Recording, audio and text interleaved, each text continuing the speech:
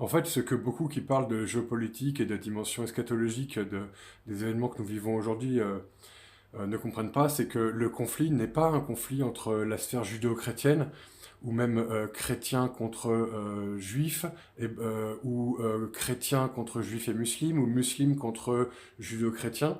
Le véritable ennemi, c'est la pensée et les peuples indiens et chinois. C'est la pensée indo-chinoise. C'est-à-dire c'est l'abrahamisme, dont le patriarche Abraham et sa femme Sarah contre le brahmanisme et son épouse, l'épouse de Brahman, Sarasvati. C'est la pensée linéaire contre la pensée cyclique.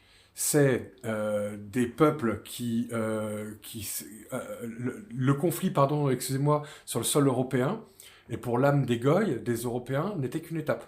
Le grand autre, c'est la pensée indo-bouddhiste.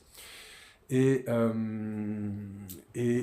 rappelez-vous que nous sommes dans une civilisation abrahamique, donc nous sommes dirigés de toute façon par un mème d'origine sémitique.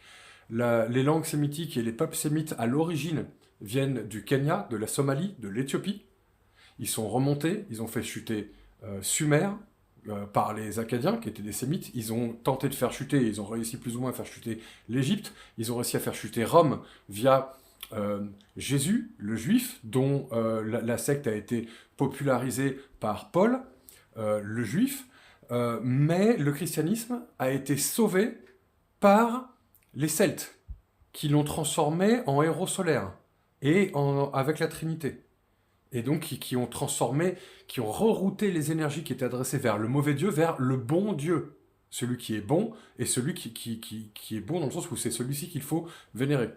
Et pas le Dieu qui dévore ses enfants et qui réclame et qui aime la chair grillée en holocauste.